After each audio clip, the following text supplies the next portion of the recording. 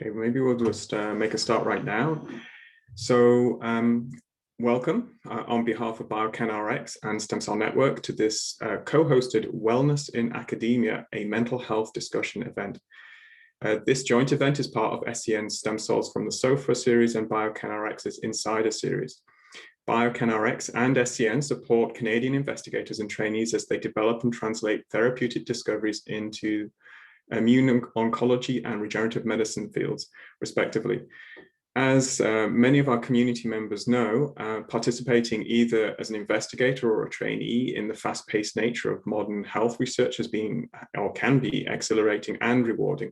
However, it is also clear that an increasing number of researchers are feeling stressed and fatigued as they carry out their roles, and exhaustion and burnout is on the rise as scientists attempt to discover the increasing, attempt to balance the increasing expectations and demands of a highly competitive vocation with their home lives. So at this point, I'm going to hand over to Megan Mahoney, who is the Director Scientific Affairs and Training Programs at BioCanRx, who will provide a few housekeeping items and then introduce the panel. Megan. Awesome. Thanks, John. So welcome everyone to panelists and participants. We're really glad to have you in this interactive session today. So in today's session, we will be offering you a chance to ask questions via the Q&A chat box. And in this function, you can also upvote questions that you think are particularly relevant and pertinent to you. And we'll also be using a function called Jamboards, which is effectively a virtual whiteboard where you can add your responses to the various different questions that we'll be adding. So with that being said, all of the interactions will be anonymous. So though we are recording and the webinar will be available later, no one's video is on and you are muted. With that being said, if you'd like to add to Jamboard, and we really do emphasize your interaction in that capacity, we recommend that you ensure that your Google isn't logged in so that your name doesn't show up if that's a concern to you, or you can also open the browser in incognito mode just to ensure that, that your name isn't present there. So with that being said, you can find the speaker bios and resources in the document that's linked via the QR code at the top of this screen. And I'll also be adding it to the chat box as well. So with that being said, I'm really excited to introduce the panel of experts today who will be describing the scale and the scope of mental health challenges that are impacting academics at all levels. So from left to right, we have Jessica Bounassar, who is the Vice President of Member Relations at the Science and Policy Exchange, and also is a Masters of Science candidate at McGill University. We next have Teresa Evans, who is a principal consultant with Tier 1 Performance and is also an assistant professor with the Texas Biomedical Research Institute, followed by Nathan Vanderford, who is an assistant professor of toxicology and cancer biology at the College of Medicine, University of Kentucky. And finally, Judith Laposa, who is a clinician scientist and psychologist with the Mood and Anxiety Division at the Centers of Addiction and Mental Health, CAMH, and also an associate professor at the University of Toronto. So with that, I'll pass it over to our moderator. That's Nathan Vanderford. Thanks. Thank you very much, Megan. On behalf of the entire panel, I'd like to say thank you to the two organizations for making time and space for this very important conversation. We really look forward to engaging with the audience. And to start out, you already heard our introductions, but we're each going to very briefly go around our virtual panel room here and talk a little bit about our perspective for this very important topic. And I'll start out and I'll say, I think the reason why I'm on this panel is several years ago, Dr. Evans and I set out to do a study on mental health and the graduate trainee population specifically. And we'll both touch on aspects of the study in this brief introduction. But what I'll say is that we started this out because there had been a few studies done and found some very important data. However, the discussion on this topic was not at the level where it should be, and there wasn't a focus. There wasn't things being done to really move the needle on helping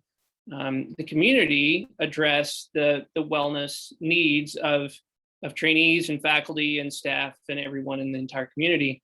So we set out to try to elevate the conversation. And so we did that. We surveyed around 2,000 participants, and and these were across multiple countries, many different institutions, several different disciplines. And what we found was what we described as pretty significant levels of anxiety and depression. We found about 40% of our participants had moderate to severe levels of anxiety and depression. And so that led us to title our paper that was published in Nature Biotechnology as evidence for a mental health crisis in graduate education. We found that non-male participants had the highest levels of anxiety and depression, and a couple other things as well that Dr. Evans will touch on. But I think that this speaks to the need to further address these very important topics. And we're excited today to be here to talk about this and talk about issues that we're facing and how to address those. So I'll pass the mic now on to Dr. Evans. Hello, everyone. And I second Nathan's comments about thanking you for being here today and thanking you for this opportunity and thanking BioCanRx. We are honored to be a part of this ongoing conversation that, is something that really does need to stay at the forefront of training in academia and the life sciences and the like. As Nathan described, our study found several things, and particular of relevance for our discussion today. There was an association between one's perceived work-life balance, or whether they had that or not, and their levels of anxiety and depression, as well as the mentoring relationship that one had and how positive or negative that was perceived in one's mental health or wellness. And we'll talk about that as a panel today, both of those topics, as well as any other topic you'd like to discuss. But I think it's really a unique opportunity to be a part of this panel where each of us bring to light unique perspectives on those two particular topics. And I wanted to share a little bit about my background as well. So I am a neuroscientist by training, basic science, bench research, spent time in a department where anxiety and depression research was at the forefront of what we did on a regular basis. But there was very little discussion about those topics within our own halls, our own laboratories and classrooms. And it was that really prompted discussions with my colleague Nathan about, is this something that's not discussed at your institution, or do we really need to continue this conversation and to put some, fire underneath the conversation? And here we are today. So thank you all for being here. And with that, I will pass it over to my colleague Jessica as well.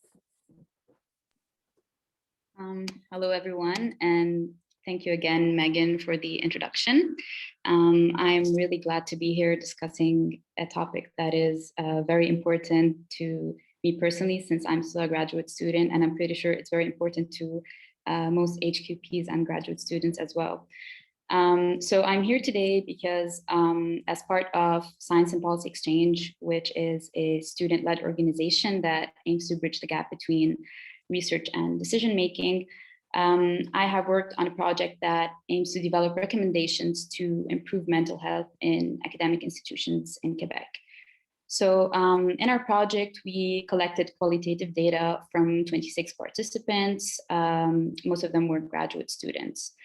So we gathered that accessibility to resources and services, student-supervisor relationships, the stigma around mental health, especially in academia, and the incorporation of equity, diversity, and inclusion while addressing mental health problems are areas that need so much work.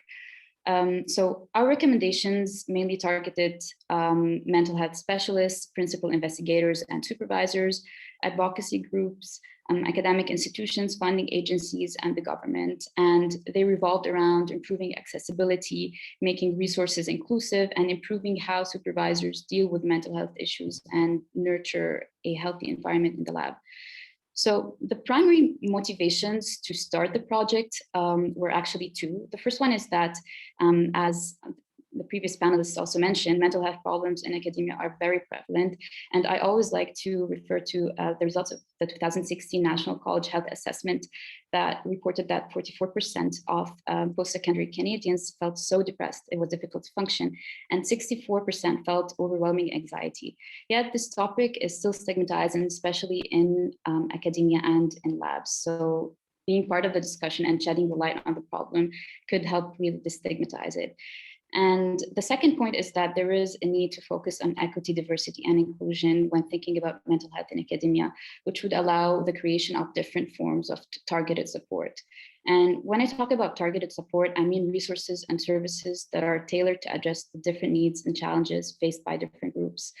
Groups that might need targeted support are students who identify as Black, Indigenous, or people of color, or BIPOC, students with different abilities, individuals who identify as 2S LGBTQIA+, first generation students, and students with dependents, and of course, international students. With that, I would like to end my notes and pass to Judith. Thanks, Jessica. Hi, everybody. I'm Judith. I'm a psychologist and clinician scientist at CAMH. I have probably two main hats. My first hat is clinical and teaching, and that's about 80% of my time. So seeing clients for assessment, treatment, teaching residents, supervising residents, things like that. I oversee the psychotherapy programming here at the hospital for adults that have mood and anxiety disorder related difficulties. We are also spearheaded an initiative last March around mental health initiative for healthcare workers whose mental health was negatively impacted by COVID. So that's been running for about a year now, and it's been a really interesting experience to live the pandemic, you know, as a kind of an average person in the population, and also be working with highly trained healthcare professionals who are kind of putting their hand up and saying, this is really super hard and I need some help to get through it. So I've been overseeing that initiative for the past year or so of having government funded assistance for healthcare workers to get very rapid access to treatment.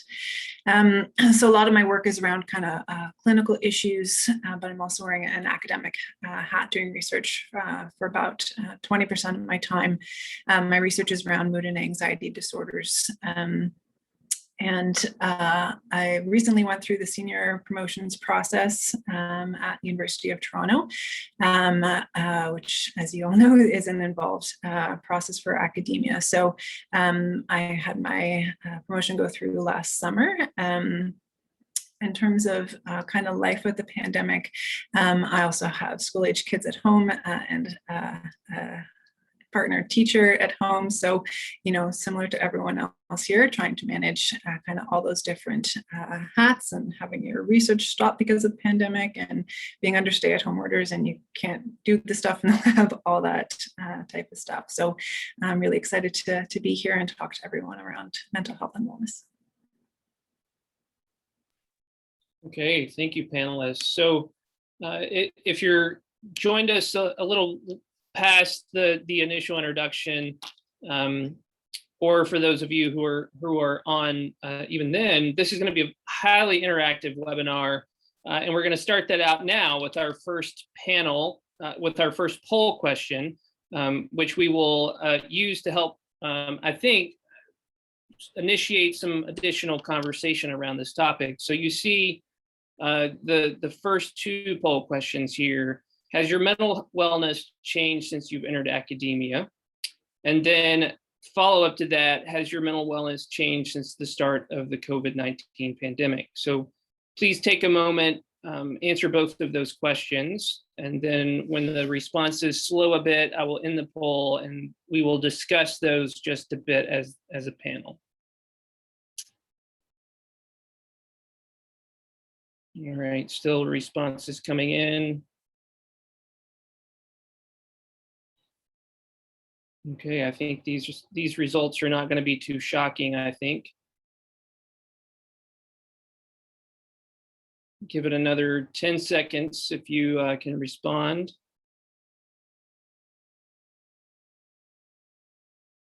All right, it looks like the majority of you have shared your responses, and here are the results. So it looks like, has your mental wellness changed since entering academia? 61% say it has declined, 35% say it's stayed the same, and a minority percentage says it's improved, and very similar results to has your mental wellness changed since the pandemic. So panelists, do any of you have any responses to this?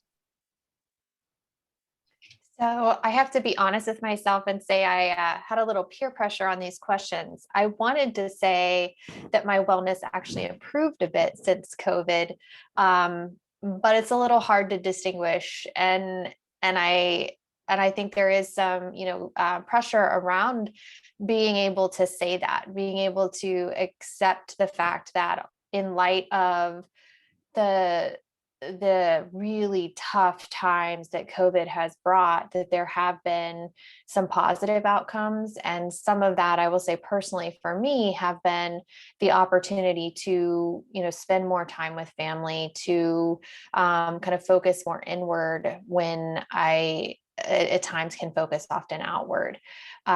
So anyways, I wanted to share that. I noticed no one else clicked improved. And so I think it's important for us to think about that there are some positive outcomes as well. And I think I'll stop sharing these results now, but I think that this feeds into our first Jamboard activity as well, where we're going to discuss what's contributed to your wellness, what has contributed to your wellness change, either COVID or otherwise related. So could we move into that Jamboard? All right, so you see in the chat link for the Jamboard. So please, if everyone can click on that and go over. The way you work this, if you haven't used it before, is there's a little sticky yellow note on the left-hand side. You can just click on that and add your comment. So what has contributed to your wellness, COVID or otherwise related? And I'll lead out. So on the positive side, I'll say, as Teresa just mentioned, family has been a huge blessing over this time period. I mean, I have definitely gotten to spend significantly more time with my family, and I have two younger kids, 10 and 7. So it's been really a huge blessing to spend all this time with them. On the negative side, I would say work-life balance has been a huge struggle during this time period. Day and night all runs together.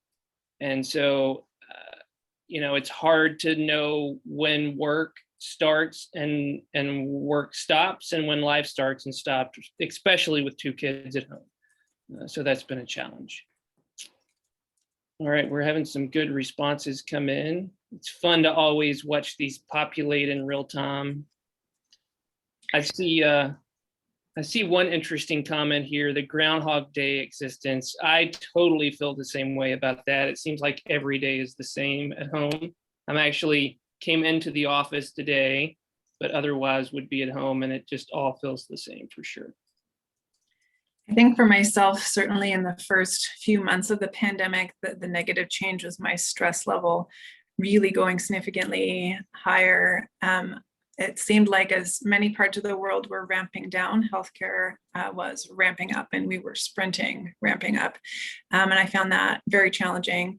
But one of the positive things that came out of that for me was re-engaging with mindfulness practice, feeling like, how am I going to manage this level of stress at this intensity? I've got to be doing something differently. And so I started doing mindfulness more regularly, which has been helpful for me. So that certainly has been a positive change, that I've incorporated that more in my life. And certainly I would echo Nathan's comments around, not having that commuting time has really led to some more precious time with my kids. Yeah, this at one point here, we were having more positives than negatives. Negatives are starting to outpace a little bit, but I'm super glad to see that, because I think, speaking to some of the comments that Teresa made, I think many of us, including me, can feel some guilt around anything positive coming from this, because it is such an awful situation. But as we have talked about, and as you all are illustrating nicely here, there's many positives that can come from this, and but obviously many negatives as well that are significant, and I think will have long-lasting effects. Oh, the board disappeared. Yeah, this is Megan's. I'm not sure what just happened. It did indeed disappear. Okay. Maybe move on. I'll try to fix it on the back end. Okay. Well, do any of the other panelists have anything else to say about any of the responses that came in, or in general?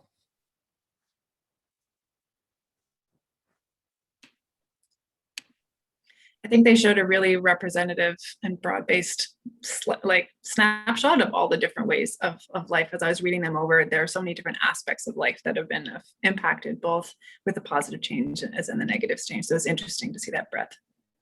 Yeah, and my comment would be, and I unfortunately didn't get to read as many of them because I was typing more in as they, but I do spend some headspace thinking about on the positive side as things start to trickle back to potentially the way they were before, or at least where now I had saved so much time just not commuting places. But that time will likely be taken up again. How do we still keep those positive aspects? Like you had mentioned, Judith, going back to your mindfulness, practice. How do we keep that to maintain that as our work life or our daily life shifts back again? Yeah, and I'll quickly before we move on, I'll echo the commute time. I mean, I came into work today for this, and I had class and other things, but we save so much time by just being able to basically roll out of bed, get ready, and start work versus commuting. I mean, it's amazing. And, I never really thought about this as much before COVID, but definitely do now. And I cherish the saved time for sure. All right, just a reminder to participants, we are ready, willing, and able to at least attempt to address any of your questions that you have. So please put any in the Q&A box, and we will get to those. We can take a few of those in just a moment. So if you want to go ahead and type in any, we'll get to them. Before that, though, we're going to have a brief discussion among the panelists, starting with this question. So what have you seen as the biggest impact of COVID? And Jessica, as a current graduate student, we'll start the discussion with you. Yeah, sure. So as a current graduate student, and of course, as the results of the report that we did as part of SPE showed, the impacts of COVID that were mentioned by students and that I am experiencing too, and many of fellow students are experiencing, are very similar to the ones that were on the board. So the first one, which has been really mentioned a lot of times, is that reinforcing relationship between unproductivity and anxiety and stress. So students described the feelings associated with COVID as, they were overwhelmed with emotions, and these overwhelming emotions caused them to be more unproductive, and this unproductivity led them to feel more guilt, and that guilt led them to be more stressed and anxious, and that's a vicious cycle right there. The second point was that working from home left many students struggling. So some students were sharing spaces with roommates, and for some it was work from home, but for others it was just work from room. And as a very healthy way to have a work-life balance is to separate the workspace from life space, and this was not really possible for everyone.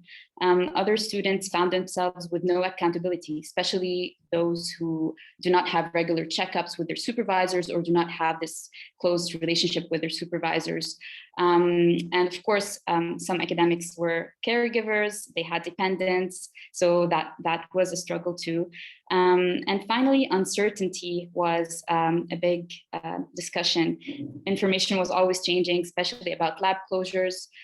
Some students had time-sensitive experiments, which you might imagine that could be super stressful.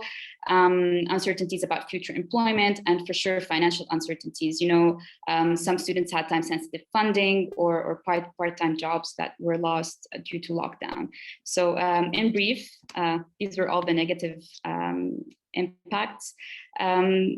There were few positive responses. I might say the positive ones were that people had more time to wake up in the morning, to do some physical activity, to practice meditation. So yeah. Okay, thank you. And I think your comments nicely correlate with the questions that we just got in the Q&A. So well, let's touch on these two. I'm not sure if everybody can see these, but the first question is, how do you approach academic advisors who are not sensitive to hardships related to the pandemic? For instance, traveling to campus, publication rates, lack of funding. Anyone want to address that?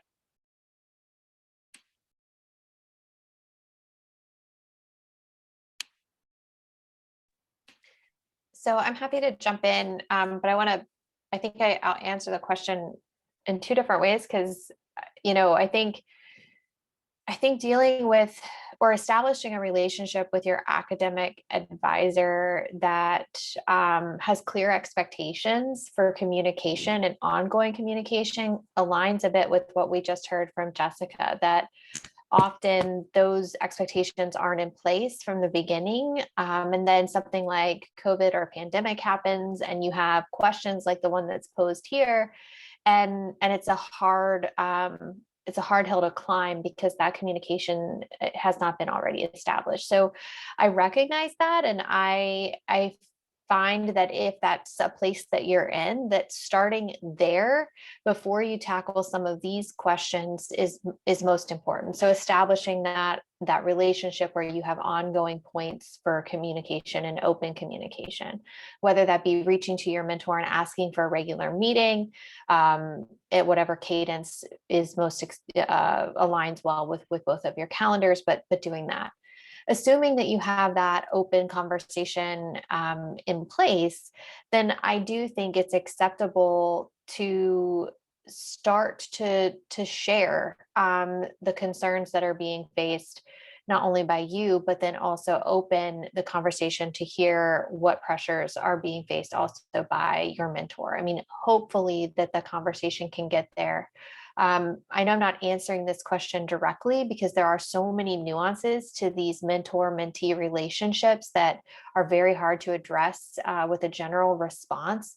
And so that would be my final closing remark, which is to recognize that there is no one-size-fits-all mentee, mentor, advisor, advisee relationship. We're all humans. And these are all very complex relationships and the relationships that need to be worked on just like any other. So step one, reach out and encourage opportunities for discussion of these topics and others. And I don't know if my other panelists can add to that or expand. I think that communication piece is so important. Particularly during COVID, I personally haven't met anyone whose life hasn't been touched or compromised in some way, right? So being able to connect around mutual ways of impact, trying to understand their perspective of why they're not being understanding, because maybe there is a lens that they're viewing it through where they're actually trying to protect you in some way by putting these demands that you need to understand and then negotiate a better arrangement of how to both be moving towards a shared goal. But I agree that communication is really important. I would hope that in the institutions that you're in, there's also from leadership some speaking around the fact that we understand that everyone is under variety of different types of pressures with all these stay-at-home orders and lockdowns, etc. So I would really hope that your institutions are also having some leadership that is speaking to that you can then point to when you're talking to your supervisor. I would just like to echo what Judith mentioned. So I was thinking that maybe my answer to that question would be a bit controversial, but I think that yes, of course, communication is important, and bottom-up action is important, but sometimes it takes some top-down action from the academic institution itself to actually prioritize these channels of communication and prioritize students' mental health and well-being in these times. And I think a way for students to actually push for these, these actions from academic institutions is to get involved in, advocacy and advocating for mental health in academia. Yeah, I think this was a good discussion, and a participant put in the chat, the point of being careful to separate supervisor from mentor, because they're not always one and the same. However, at least in the United States, the way our system is set up, a lot of times when we refer to a mentor, it is the research supervisor. But I totally understand and agree that you can have mentors that are not your direct supervisor. And this is important because, as the participant points out, you sometimes may not want to have some of these conversations with a supervisor and be very direct with that person when they're going to be the person who signs off on your degree or writes you letters of recommendation, those kinds of things.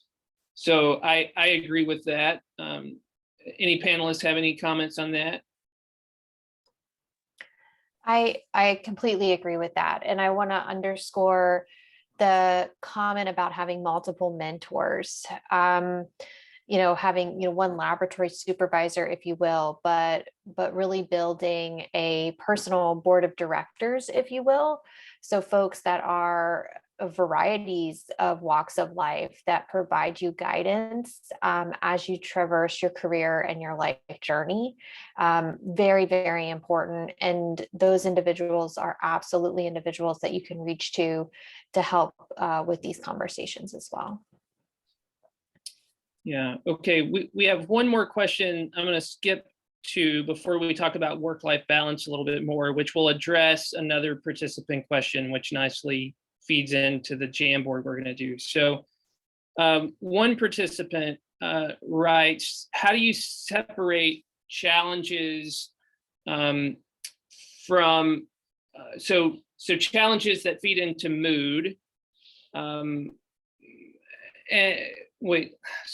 let me just read it. So how do you think we as graduate students can attempt to move away from associating results from mood?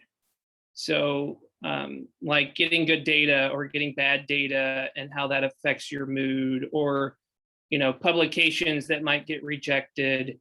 Is there a way to cope with those things and not have them so negatively affect mood?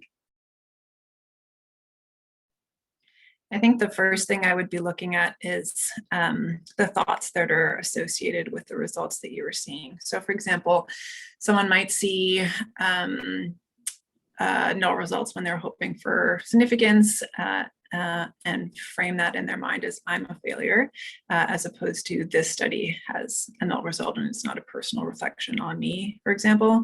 So one of the first things I would be looking at is what types of thoughts come to mind for you when you're looking at their results, and to what extent you're kind of personalizing or generalizing.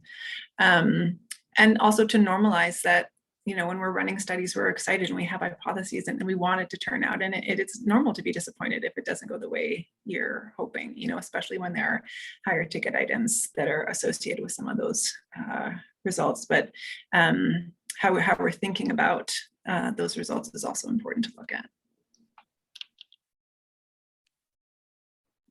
I also think that this is sort of tied to the definition of research excellence and the idea that there are, good results and bad results. So I think that maybe redefining this or rethinking research excellence could help in that matter. And I think sometimes that changes with the stage of the career that you're in, right? So as a graduate student, if you've done a study well, that's often the benchmark that you're being evaluated on, not whether the results are significant or not, right? So I think that can also come into play sometimes in how we view it. All right. For the sake of time, we're gonna move forward with our next Jamboard, which nicely feeds into a participant question. So the participant's question was, do you have some helpful tips on how to create some barriers between work and life to achieve better balance while at home?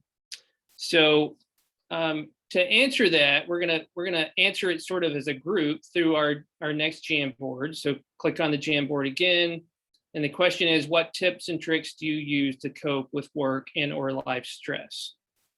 So let's answer that with also this participant's question in mind as well, in terms of, what barriers can you put in, or what can you put into place to keep work and life separate to have a better balance? So for me, it's very difficult. What I have been doing is, particularly in the mornings when my kids are very busy with school, I've tried very hard to stay available for them in the morning times when they need some assistance for whatever else. And then I help with lunch. And then after lunchtime is when I get the majority of my work done. And typically I'll work until off and on, but until about 7 or 8 in the evening after that. Just trying to compartmentalize what I need to do with life versus work. One of the things that's been helpful for me is around trying to keep a routine. So even though I'm working from home, there are set hours that are kind of work hours, when I'm taking breaks, what I'm doing before and after work as transitions. That routine has been helpful in setting some boundaries about when you're at work versus at home, and to the extent possible, being able to have kind of clean and consistent breaks between the two, but also allowing for that flexibility of the things that happen that you can't control. So kids running into the room, or your dog's barking and you have to deal with it, or whatever that is. Yeah, there's some really good things on the Jamboard. Being okay saying no. I think many of us struggle with saying no, including me. But I have tried very hard over this time to say no more, because we can get overloaded. In terms of boundaries, as was just discussed, closing your laptop, turning off email in the evenings, I think that's good. What else do we have here? Having a personal board of directors, that's great. Take actual full days off. Yeah, I think many of us have struggled to actually take days off during the pandemic. Seeing therapists, that's great comment. Any other thoughts from panelists about things coming in? I think the exercise piece is really important. So I'm glad to see some on the board there. So we know that aerobic exercise gives the same effects as antidepressant medications for mild to moderate levels of depression. So you're certainly not going to run yourself out of a depression if that's what you're experiencing, but there's certainly quite significant mental health benefits for both anxiety and low mood, in addition to their physical health from getting outside. There's also some emerging research looking at what people are calling as green exercise. So when you're exercising, purposely doing that in natural environments, there tends to be some additive benefit, both for a sense of well-being and sleep. So, Judith, while you're on that subject, what are some other healthy coping strategies? Sure. Yeah, I'm just noticing where we are on time. I think I will focus my answer on that, less around kind of the general things and talk a bit more COVID specific. So there was a recent meta-analysis that looked at about 70 studies from 19 countries, and they were finding that 1 in 3 adults was having psychological distress as a result of the pandemic. And one of the factors that was significantly related to depression and anxiety was longer media exposure. So, understandably, COVID is a lead story for most news outlets and social media, certainly in the beginning, every single day, like entire papers. That's what you're seeing. And some of these reports are accurate, but others may have kind of little to do with reality. And when our attention is drawn to something, we're more likely to focus on it and to continue thinking about it. So as we think about and focus more on COVID, the perception of threat increases, but importantly, our actual risk doesn't. Just our perception of the risk increases. So by limiting or eliminating contact with media, you can actually help manage your own anxiety and worry. If you can't eliminate contact with social media, then you want to control it. So suggestions would be to make sure that your information is only coming from reputable sources, to commit to only checking a couple times a day, to set regular times when you're checking the news every day. So to standardize those times will help you to both check less as well as reduce fighting yourself around the impulse to check. Some people have tried disabling news alerts on their phone so that those aren't kind of constantly interrupting them. Others have asked friends and family to give them major updates so that they don't have to do frequent checking of media.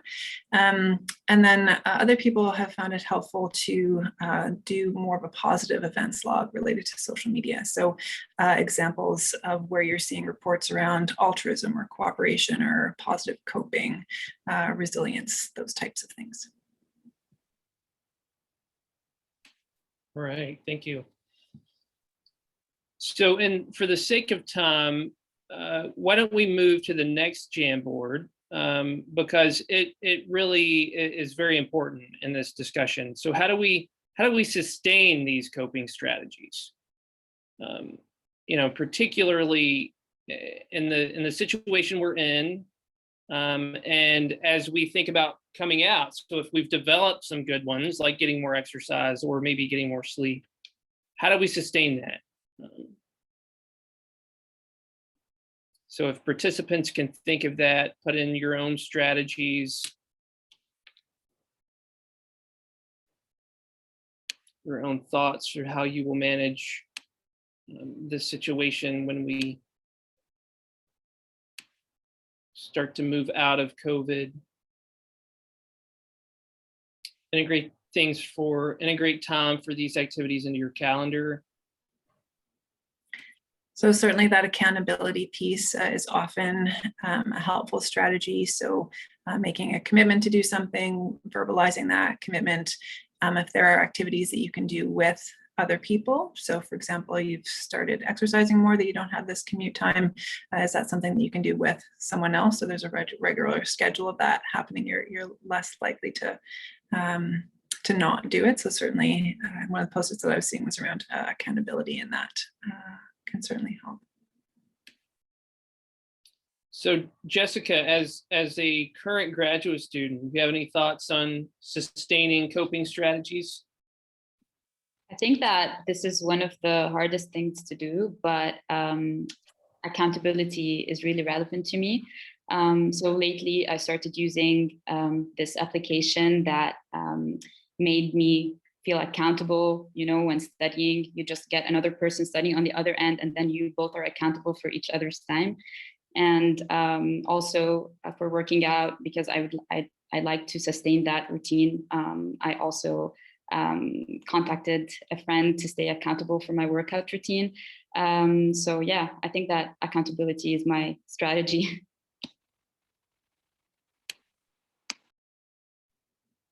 I like the idea of identifying rewards for maintaining an activity. And one of the things that I was reflecting on it when I read that one was around the rewards for yourself, but also the rewards for others. So for example, I was mentioning earlier that I've started doing mindfulness practice more regularly. I found on the days that I skip it, I get much more cranky and irritable with everyone else in my family. So it's an easy pitch of like, yes, I'm doing this for me, but also you need to give me the time to do this, because then I'm not going to snap at you later in the day. So sometimes also kind of framing things in terms of how it's also going to help other people around you can sometimes free up some of the time that you need to do some of these healthy strategies. Yeah. All right. Again, in the sake of time, there's a few more questions that we want to get to for sure. We'll have a few more minutes to take participant questions if you have any more. So be putting those in the Q&A, please. But let's move on.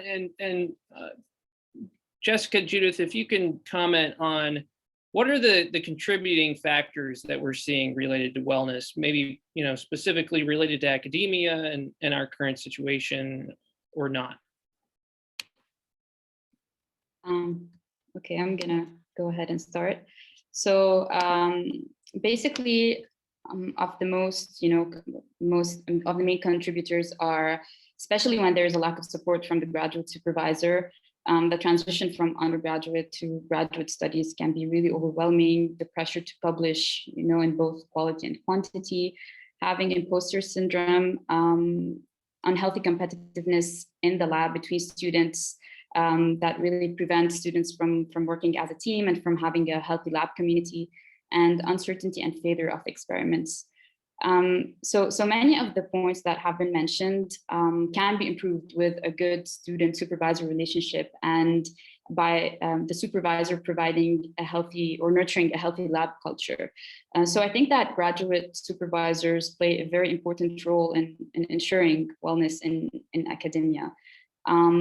But graduate students often reported that they were unlikely to communicate their concerns, their mental health concerns, with their supervisors, because, for example, some supervisors might associate this with a lack of productivity, and this would give students some more negative feelings. But therefore, I think that the student-supervisor relationship is one of the main axes of intervention when addressing mental health in academia. So I don't know, Judith, if you have anything to add to that. I think those are all really important points. I was also thinking about the notion of identity and how we define our identities, and whether we are defining ourselves very narrowly as an academic and not other things. And I think that's sometimes where we can get into trouble if we have all our eggs in one basket of this defines who I am, because if something goes wrong there, you're kind of in trouble if you don't have a bit more kind of diversity and spread outness. On the individual level, one of the things that tends to happen for all of us is when we're feeling down, we start withdrawing and we stop doing activities that used to make us feel good. And that can often kind of perpetuate the difficulties that we're having, even though it's a very natural response to do that. So when we look at activities that have kind of the biggest mood boosts, these tend to be activities that bring us a sense of pleasure, bring us a sense of accomplishment, lead us to approaching life's challenges, and are connected to what we value the most. So in terms of managing being academic, I think it's also really important that we're managing being more than academic, and that we're not losing sight of those other aspects that are really important to cultivate in our lives. Yeah. Teresa, you have any thoughts on this?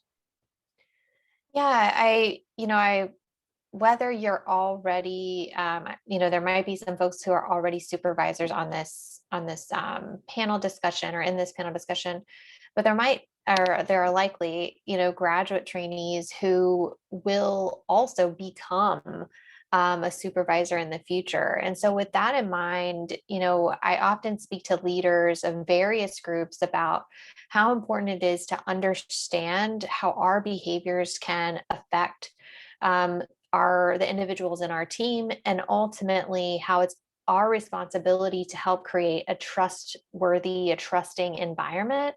And when we don't do that, from a neuroscientific perspective, right, our brain goes into a fight or flight response.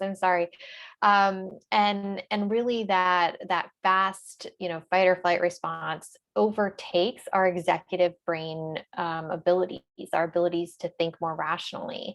And that's not what we want in our team members. That's not where we want to be as individuals either. And so if we can learn to recognize that, if we can learn to recognize the behaviors associated with ourselves and with our team members when they are in a place of fear, then we can also hopefully learn to overcome that. Learn to overcome as an individual by being kind to ourselves and recognizing that's where we are, and working to get to that rational thought, that place of rational thought. Or as a leader, looking internally and saying, what changes in my behavior can I do to help create an environment where my team feels more in control and trust that they can communicate with me, and that they don't need to be in that place. So there really is a science behind our behavior in this regard. And I think as researchers, we can all connect with that and hopefully spend some time after this panel discussion researching that some more. There's some great literature out there that talks about from a leadership perspective how one can cultivate really strong teams through creating an accountable, trustworthy environment.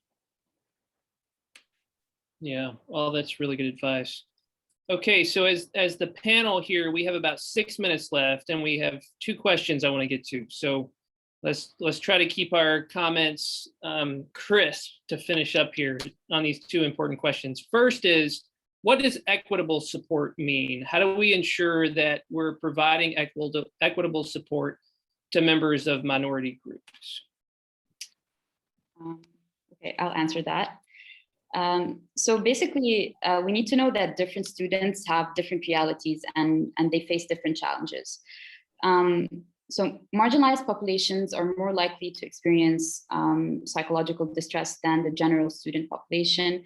Therefore, these groups should be met with tailored support that can accommodate these special needs. So what happens to marginalized groups when equity, diversity, and inclusion are not considered in designing mental health services and resources? Actually, one of the biggest problems is that Black, Indigenous, and people of color, students who identify as BIPOC, might face discrimination by mental health professionals or supervisors when seeking help. So this is often due to the lack of specific cultural awareness and EDI training. And this really exacerbates the problems that BIPOC students are already going through. So potential solutions at the institutional level would be to recruit mental health professionals who identify as BIPOC that would be able to understand and relate to the realities that the student is going through, and provide up-to-date training to all mental health specialists on the realities and challenges that are faced by BIPOC students.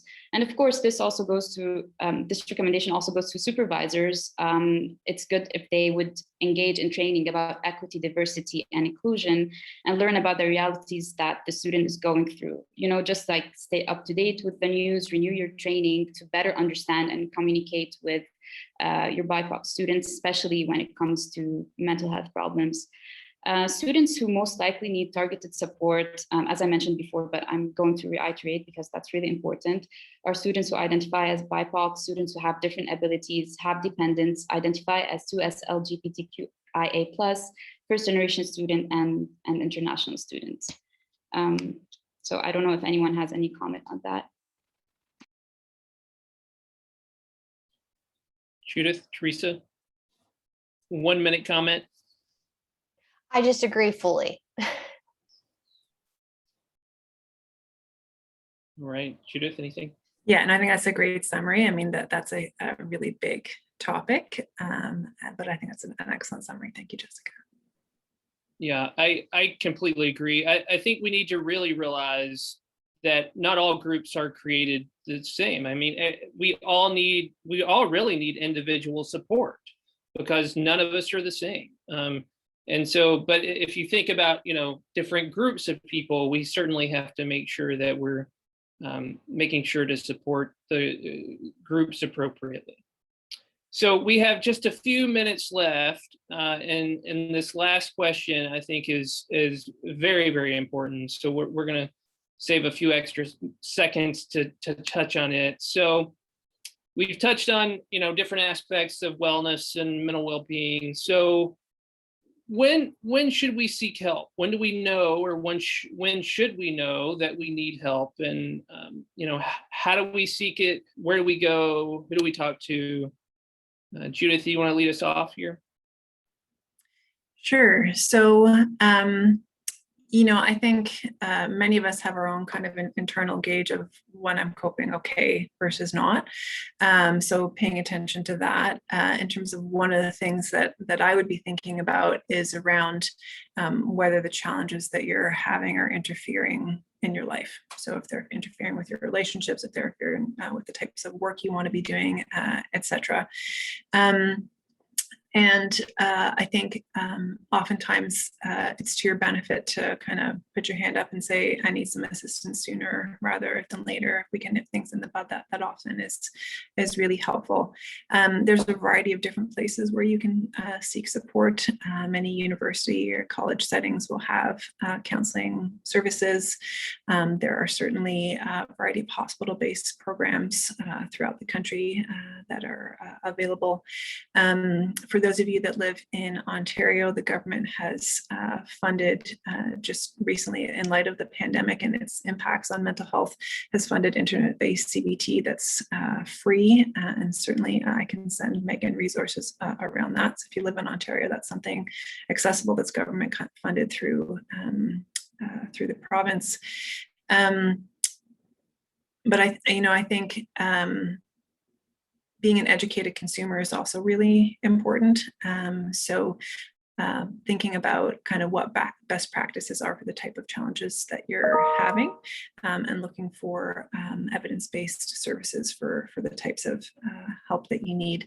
But certainly talking to friends, to peers, to your mentor, if that's something that you think would be appropriate within your relationship. Oftentimes we're not aware of the extent of resources that are available to us that can range anything from self-help books through, seeing a therapist frequently to help you. But, I think the bottom line is there are very effective treatments for dealing with stress, anxiety, low mood, all those types of things, as well as, strategies for enhancing wellness when you're feeling well and maintaining wellness.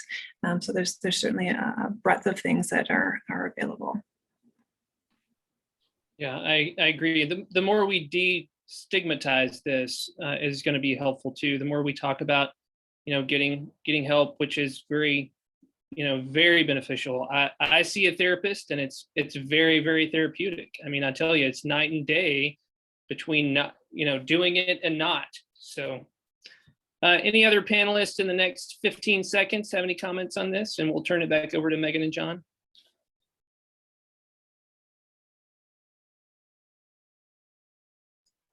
I would just add one quick comment, again, putting the hat of supervisor on, or faculty member or academic leader. I would just ask that those folks, educate yourself about what is out there and what is available for the students or trainees that you work with.